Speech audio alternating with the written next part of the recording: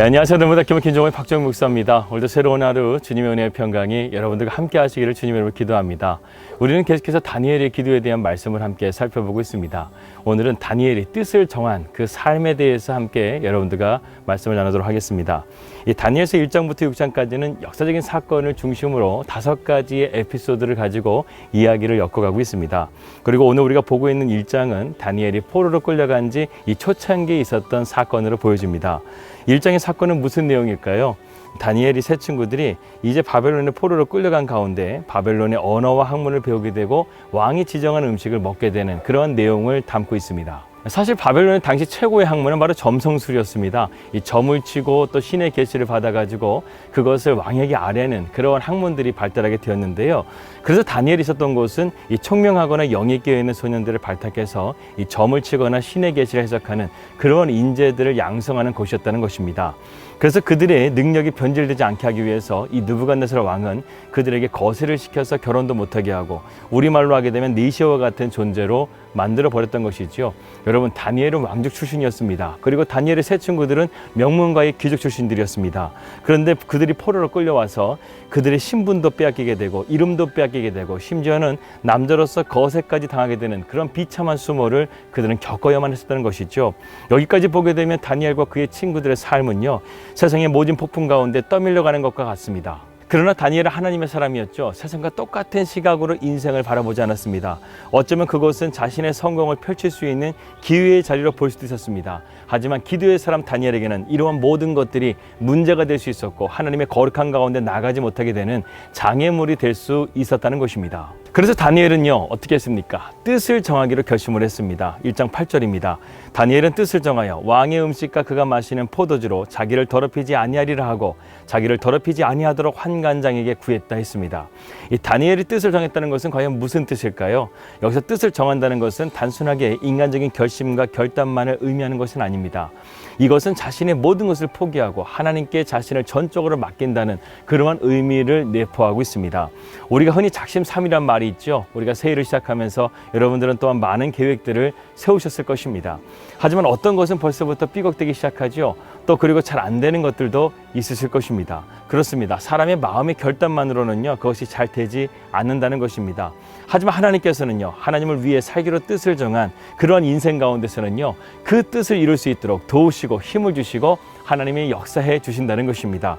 다니엘은 뜻을 정한 다음에 어떻게 했습니까? 하나님 앞에 그것을 놓고 기도의 자리로 나아갔습니다. 하나님, 저는 하나님께 뜻을 정했습니다. 그러니 저에게 이 뜻을 지킬 수 있도록 지혜를 주시고 저에게 능력을 허락해 달라고 기도를 드렸습니다. 이렇게 기도하고 다니엘은 환관장에게 찾아갑니다. 그리고 간절하게 환관장에게 부탁합니다. 사실 환관장의 입장에서 다니엘이 이러한 요청은요, 받아들일 수 없었던 것이었습니다. 그는 포로의 신분으로 잘못하면 그의 목숨까지 위태로울 수 있었다는 것이죠. 그렇다고 다니엘이 그에게 뇌물을 줄 수 있었던 것도 아니었습니다. 그러나 뜻을 정한 다니엘을 지금 누가 도우시고 있습니까? 바로 하나님께서 그 다니엘을 도우시고 있다는 것이죠. 그래서 9절의 말씀 보게 되면 환관장에게 은혜와 긍휼을 입었다라고 오늘 본문 말씀은 기록하고 있습니다. 여러분, 이처럼 우리가 선한 뜻을 품고 하나님께 기도의 자리로 나갈 수 있다고 한다면 하나님께서는요, 반드시 우리의 삶에 길을 열어주십니다. 다니엘은 왜 왕의 음식을 거절했을까요? 그럴 만한 이유가 있었습니다. 당시 바벨론 시대에는 왕의 진미를 차릴 때 반드시 신께 축복을 받고 음식을 드렸다고 합니다. 다시 말해서 제사상의 음식을 다니엘은 받았다는 것이죠. 그런데 지금 하나님께 뜻을 정한 다니엘에게 이러한 음식은 우상에게 드린 음식이기 때문에 절대로 그것을 먹을 수가 없었다는 것입니다. 하나님의 뜻대로 살아가는 삶은요, 다른 말로 한다고 한다면 하나님의 말씀대로 살아가는 삶을 뜻합니다. 그래서 다니엘은요, 10계명의 제1계명, 다른 신을 섬기지 말라, 우상을 만들지 말라, 하나님의 이름을 망령되이 일컫지 말라, 이런 우상을 섬기는 것에 대해서 철저하게 하나님 앞에 구별되기 위해서 그는 뜻을 정했다는 것을 우리는 볼 수 있습니다. 그래서 다니엘은 하나님 앞에 기도했고 하나님께서는 그에게 지혜의 입술을 주셔서 환관장에게 은혜와 긍휼을 입을 수 있도록 그 길을 열어주십니다. 그리고 다니엘은 10일간의 테스트를 거치게 되죠. 사실 이 열흘은 다니엘과 세 친구들에게 쉽지 않은 시간이었을 것입니다. 혈기왕성한 10대의 나이에 먹는 것을 참는 것은 참 쉽지가 않습니다. 저도 올해부터 뜻을 정해서 매주 목요일마다 금식하면서 기도하고 있습니다. 그런데요, 정말 하루 금식하는 것도 쉽지가 않더라고요.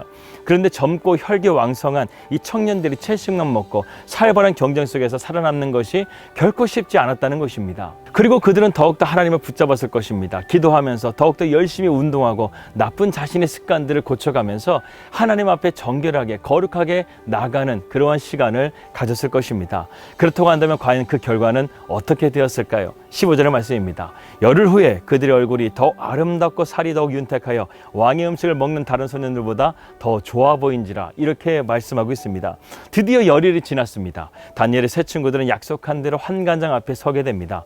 그런데 말씀처럼 왕의 음식을 먹은 다른 소년들보다 그들의 얼굴이 어떻습니까? 더욱더 아름답고 더욱더 윤택해지고 더욱더 좋아 보였더라고 성경은 기록하고 있습니다. 그들이 채식만 먹어서 이렇게 더욱더 빛나는 얼굴이 되었을까요? 아니에요. 하나님께서 그들이 뜻을 정한 마음 가운데 응답하여 주신 일이라는 것입니다. 하나님이 그래서 그들의 얼굴을 해같이 빛나게 해주신 것입니다. 그뿐만이 아닙니다. 17절의 말씀 보게 되면 하나님이 이 네 소년에게 학문을 주시고 모든 서적을 깨닫게 하시고 지혜를 주셨으니 다니엘은 또 모든 환상과 꿈을 깨달아 알더라, 이렇게 말씀했습니다. 여러분, 하나님께서는 그들에게 목숨을 건지실 구원을 주실 뿐만 아니라 그들에게 지혜와 총명, 그리고 다니엘에게는 무엇을 주셨습니까? 하늘의 계시를 깨달을 수 있는 그러한 총명함을 주셨다는 것입니다. 그러면서 다니엘 2장에 가게 되면 어떤 일이 벌어집니까? 느부갓네살 왕이 꿈을 해석하게 됩니다. 이 느부갓네살 왕이요, 우리가 앞으로 보겠지만 이 자신이 꿈을 꿨는데요, 꿈을 기억도 못하는데 점치는 자들에게 자신의 꿈을 알아맞히고 그 꿈에 대해서 해석을 하라고 말도 안 되는 지시를 내리게 됩니다. 그러자 그들이 해석을 못하게 되자 그들을 다 죽이라고 명령하게 되죠. 그런데 그 꿈을 해석할 수 있는 패스워드를 누가 가지고 있습니까? 바로 다니엘에게 하나님께서 주셨다는 거예요. 다니엘 외에는 이 꿈을 해석할 수 있는 패스워드를 가진 사람이 없었기 때문에 이 바벨론이 점성술로서 최고의 학문을 가진 나라 아니겠습니까? 그런데 그럼에도 불구하고 그들이 해석을 하지 못하고 오직 다니엘만이 그것을 해석함을 통해서 이 바벨론 제국의 가장 높은 고관의 자리로 올라가게 되는, 레드카펫으로 올라가게 되는 그런 하나님의 놀라운 일들이 2장 가운데 펼쳐지게 됩니다. 이제 말씀의 내용을 마치면서 우리가 삶 가운데 이것을 한번 적용해 보겠습니다. 우리도 인생길을 살아가면서요, 수많은 장애물들을 마주하게 됩니다. 우리는 그때마다 어느 길을 선택해야 될지 갈등하게 되고 염려하게 됩니다. 당장 오늘 하루만 하더라도요, 얼마나 많은 우리가 고민과 갈등 속에서 살아갑니까? 누구나 편하게 살고 싶어 합니다. 그러나 우리 인생 가운데 중요한 것은요, 편하게 사는 것보다 중요한 가치를 붙들고 사는 것이 더 중요하다는 것을 우리는 깨달아야 되겠습니다. 우리 인생 가운데 우리가 붙들어야 될 최고의 가치가 무엇이겠습니까? 바로 예수 그리스도. 우리는 주님을 붙들고 믿음으로 나아가야 됩니다. 그렇다면 우리는 어떻게 주님을 붙들면서 살아갈 수 있을까요? 주님은 이렇게 우리에게 말씀하셨습니다. 마태복음 16장 24절입니다. 이에 예수께서 이 제자들에게 이르시되 누구든지 나를 따라오려거든 자기를 부인하고 자기 십자가를 지고 나를 따라오라. 누가복음 9장 62절에서도요, 예수께서 이르시되 손에 쟁기를 잡고 뒤를 돌아보는 자는 하나님의 나라에 합당하지 않다, 이렇게 말씀하셨습니다. 여러분, 뜻을 정하는 것은 결코 만만한 것이 아니라는 것입니다. 자기의 생명을 주님께 맡기라는 말씀이죠. 그래야 주님이 우리와 함께 하시고 우리를 도우실 수 있다라는 주님의 말씀을 우리는 기억해야 됩니다. 오늘 우리가 함께 살펴보게 되는 다니엘이라는 사람이 이러한 삶을 살았습니다. 주님께 뜻을 정했다는 거예요. 결국 이렇게 뜻을 정한 인생을 하나님께서 어떻게 하십니까? 그를 높여주시고 그에게 하나님께서 놀라운 성령의 충만함을 베풀어 주십니다. 빌립보서 3장 14절 말씀에서 바울은 이렇게 말합니다. 표대를 향하여 그리스도 예수 안에서 하나님이 위에서 부르신 그 부름의 상을 위하여 우리가 달려간다, 이렇게 말씀했습니다. 사랑하는 여러분, 우리가 이처럼 하나님의 뜻을 위한 인생을 살아갈 때 하나님은 그러한 인생을 기뻐하십니다. 비록 자신의 것을 내려놓아야 하고 손해도 볼 때도 있지만, 그러나 우리의 표대를 향해서 달려가게 된다고 한다면 반드시 상상 그 이상의 하늘의 상급이 우리를 기다리고 있을 줄을 믿습니다. 2022년 여러분들은 하나님 앞에 어떤 뜻을 품기를 원하십니까? 우리 기본부터 시작했으면 좋겠습니다. 예배의 자리를 지키십시오. 기도의 자리를 지키십시오. 하나님의 말씀에 순종하는 자리로 나아가십시오. 성령의 충만함을 사모하십시오. 이러한 뜻을 정함을 통해서 다니엘에게 임한 세상을 이기는 능력이 저와 여러분들에게 함께 하실 것을 믿습니다. 기도하겠습니다. 하나님 아버지, 감사합니다. 오늘 다니엘의 뜻을 정한 인생을 통하여 하나님 앞에 응답을 받고 그의 인생 가운데 지혜와 총명함, 그리고 하늘의 계시를 알 수 있는 그 놀라운 성령의 충만함을 부어주신 것을 우리가 바라보게 됩니다.